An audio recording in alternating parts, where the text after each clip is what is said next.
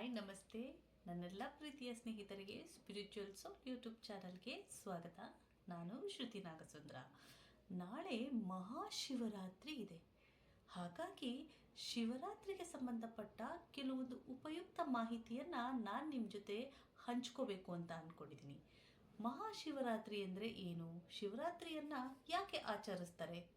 ಉಪವಾಸ ವ್ರತದ ಬಗ್ಗೆ, ಹಾಗೆ ಕೆಲವು ಮಂತ್ರಗಳ ಬಗ್ಗೆ, ಮತ್ತು ಶಿವರಾತ್ರಿಯ ಯಾವ ಸಮಯದಲ್ಲಿ ಶುರು ಆಗ್ತದೆ, ಎಷ್ಟು ಪ್ರಹಾರಗಳಿದೆ, ಹಾಗೆ ನಿಶ್ಚಿತ ಕಾಲಘಟ್ಟದ ಸಮಯ ಏನು ಅಂತ ಈ ವಿಡಿಯೋದಲ್ಲಿ ನಾನು ನಿಮಗೆ ತಿಳಿಸ್ಕೊಡ್ತೀನಿ.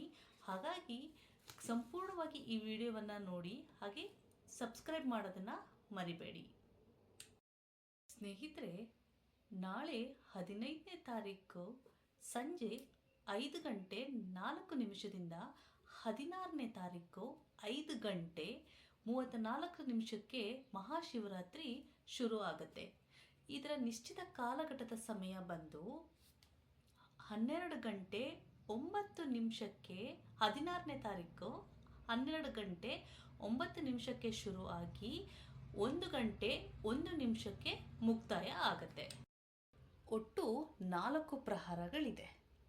15ನೇ ತಾರೀಕು ಸಂಜೆ 6 ಗಂಟೆ 23 ನಿಮಿಷದಿಂದ 9 ಗಂಟೆ 25 ನಿಮಿಷದವರೆಗೆ ಮೊದಲನೇ ಪ್ರಹಾರ ಇರುತ್ತೆ.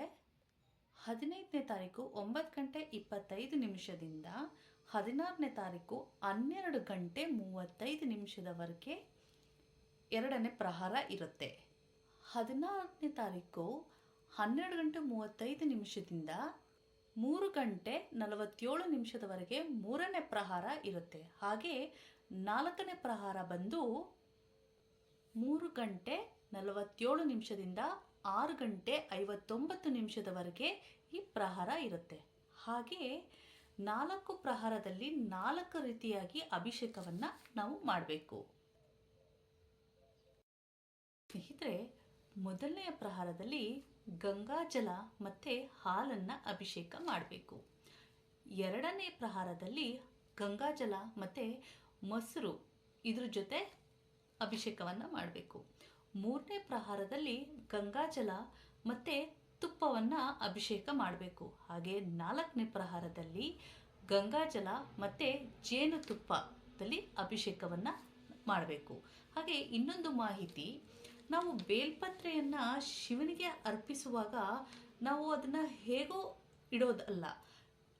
ಈ ಬಿಲ್ವಪತ್ರೆ 3 ದಳವನ್ನು ಬಿಲ್ವಪತ್ರೆ ಶಿವನಿಗೆ ಅದು ಮುಖವಾಗಿ ಅದನ್ನು ಇಡಬೇಕು. ಅದರ ತುದಿ ನಮಗೆ ಮುಖವಾಗಿರಬೇಕು. ಹಾಗೆ ನಾವು ಪೂರ್ವದಲ್ಲಿ ನಿಂತ್ಕೊಂಡು ಪ್ರಾರ್ಥನೆ ಸಲ್ಲಿಸೋದಲ್ಲ, ನಾವು ಉತ್ತರಕ್ಕೆ ನಿಂತ್ಕೊಂಡು ಶಿವಲಿಂಗಕ್ಕೆ ನಾವು ಪ್ರಾರ್ಥನೆಯನ್ನು ಸಲ್ಲಿಸಬೇಕು. ಹಾಗೆ ಶಿವಲಿಂಗಕ್ಕೆ ಜಲ ಅರ್ಪಿತವಾದ ನಂತರ ಹೇಳಬೇಕಾಗಿರುವಂಥ ಮಂತ್ರ ಬಂದು ಓಂ ನಮಃ ಶಿವಾಯ, ಓಂ ನಮೋ ರುದ್ರಾಯ. ಈ ಮಂತ್ರವನ್ನು ನೀವು ಹೇಳಬೇಕು. ಈ ಮಂತ್ರ ಸಾಧ್ಯವಾದಷ್ಟು ಮಂತ್ರದ ಜೊತೆ ಮಹಾಮೃತ್ಯುಂಜಯ ಮಂತ್ರವನ್ನು ನೀವು ಹೇಳಬೇಕಾಗುತ್ತೆ. ಜೊತೆಗೆ ಈಗ ನಾನು ಕೆಲವೊಂದು ಮುದ್ರೆಯನ್ನು ತೋರಿಸ್ತೀನಿ. ಈ ಮುದ್ರೆಯನ್ನು ನೀವು ಶಿವಲಿಂಗಕ್ಕೆ ಜಲ ಅರ್ಪಿತವಾದ ನಂತರ ಈ ಮುದ್ರೆಯನ್ನು ಮಾಡ್ತಾ ನೀವು ಶಿವಲಿಂಗಕ್ಕೆ ಪ್ರಾರ್ಥನೆಯನ್ನು ಸಲ್ಲಿಸಬೇಕಾಗತ್ತೆ. ಮೊದಲನೇ ಮುದ್ರೆ ಬಂದು ಇದನ್ನು ಯೋನಿ ಮುದ್ರೆ ಅಂತ ಕರೀತಾರೆ. ಹಾಗೆ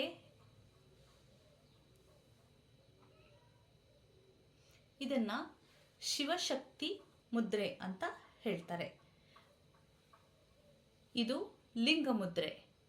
ಈ ಮುದ್ರೆಯನ್ನು ಮಾಡ್ತಾ ನಾವು ಭಗವಂತನಿಗೆ ನಮ್ಮ ಪ್ರಾರ್ಥನೆಯನ್ನು ಸಲ್ಲಿಸಬೇಕು.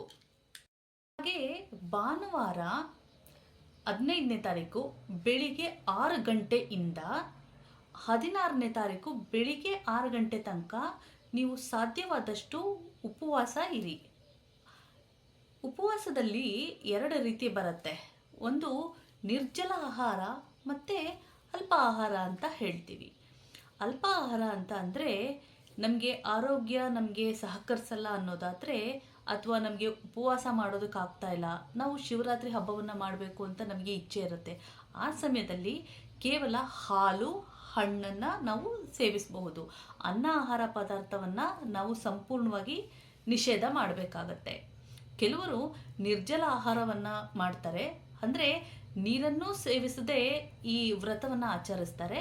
ನಿಮಗೆ ಸಾಧ್ಯ ಆದರೆ, ನಿಮಗೆ ಅನುಕೂಲ ಆಗುತ್ತೆ ಅನ್ನೋದಾದರೆ ನಿರ್ಜಲ ಆಹಾರದ ಪದ್ಧತಿಯನ್ನು ನೀವು ಆಚರಿಸಬಹುದು. ಹಾಗೆ ಸಾಧ್ಯವಾದಷ್ಟು ಸ್ವಲ್ಪ ಮೌನವಾಗಿದ್ದು ನಾಮಜಪಗಳನ್ನು, ಶಿವನ ನಾಮಜಪಗಳನ್ನು ಮಾಡ್ತಾ, ಶಿವನ ಕಥೆಗಳನ್ನು ಕೇಳ್ತಾ ನೀವು ಮೆಡಿಟೇಷನ್ ಮಾಡೋದಕ್ಕೆ ನೀವು ಪ್ರಯತ್ನ ಮಾಡಿ. ಇದರಿಂದ ನಮ್ಮ ಆತ್ಮ, ನಮ್ಮ ಮನಸ್ಸು ಪರಿಶುದ್ಧ ಆಗುತ್ತೆ. ಹಾಗೆ ಸ್ನೇಹಿತರೆ, ಇನ್ನೊಂದು ಮಾಹಿತಿಯನ್ನು ತಿಳಿಸ್ಬೇಕು. ಮಹಾಶಿವರಾತ್ರಿಯ ಸಮಯದಲ್ಲಿ ಮಹಾಸಾಧುಗಳು, ಯೋಗಿಗಳು ಶಿವನನ್ನ ಕುರಿತು ತಮ್ಮ ಆತ್ಮಜ್ಞಾನಕ್ಕಾಗಿ ತಪಸ್ಸನ್ನು ಆಚರಿಸ್ತಾರೆ. ಹಾಗೆ ಶಿವನ ವಾಹನವಾದ ನಂದಿ ಮತ್ತು ಗಣಪ್ರೇತಗಳು ಈ ಸಮಯದಲ್ಲಿ ಭೂಲೋಕಕ್ಕೆ ಬಂದಿರ್ತಾರೆ. ಹಾಗೆ ಮಹಾಶಿವರಾತ್ರಿಯ ಆಚರಣೆಯನ್ನು ಯಾಕೆ ಮಾಡ್ತಾರೆ ಅಂತ ನಾನು ಈ ವಿಡಿಯೋದಲ್ಲಿ ತಿಳಿಸ್ಕೊಟ್ಟಿದ್ದೀನಿ. ನಿಮಗೆ ಈ ಮಾಹಿತಿ ಉಪಯೋಗ ಆಗಿದ್ದರೆ ನನಗೆ ನಿಮ್ಮ ಅನಿಸಿಕೆಯನ್ನು ಕಮೆಂಟ್ ಮುಖಾಂತರ ತಿಳಿಸ್ಕೊಡಿ. ಹಾಗೆ ನನ್ನ ಚಾನಲನ್ನು ಸಬ್ಸ್ಕ್ರೈಬ್ ಮಾಡೋದನ್ನು ಮರಿಬೇಡಿ. ಮತ್ತೊಂದು ಇಂಟ್ರೆಸ್ಟಿಂಗ್ ವಿಡಿಯೋ ಜೊತೆ ನಾನು ಮತ್ತೆ ಸಿಗ್ತೀನಿ. ಅಲ್ಲಿವರೆಗೂ ಜೈ ಶ್ರೀ ಮಹಾಕಾಲ್. ಓಂ ನಮಃ ಶಿವಾಯ. ಪಾಲ್ಗುಣ ಮಾಸದ ಕೃಷ್ಣ ಪಕ್ಷದ ಚತುರ್ಥಿಯಲ್ಲಿ ಶಿವ ಮತ್ತು ಪಾರ್ವತಿ ದೇವಿಯ ವಿವಾಹ ಆಗಿರುವಂತಹ ದಿನ. ಹಾಗೆ ಅನೇಕ ಮಾಹಿತಿಯ ಪ್ರಕಾರ ಶಿವನು ಲಿಂಗ ಸ್ವರೂಪದಲ್ಲಿ ಪ್ರಕಟವಾದಂತಹ ದಿನ ಮತ್ತು ಸಮುದ್ರ ಮಂಥನದ ಸಮಯದಲ್ಲಿ ವಿಷವನ್ನ ಸೇವಿಸಿ ನೀಲಕಂಠನಾದ ದಿವಸ ಅಂತ ಈ ಮಹಾಶಿವರಾತ್ರಿಯನ್ನ ಆಚರಿಸ್ತಾರೆ.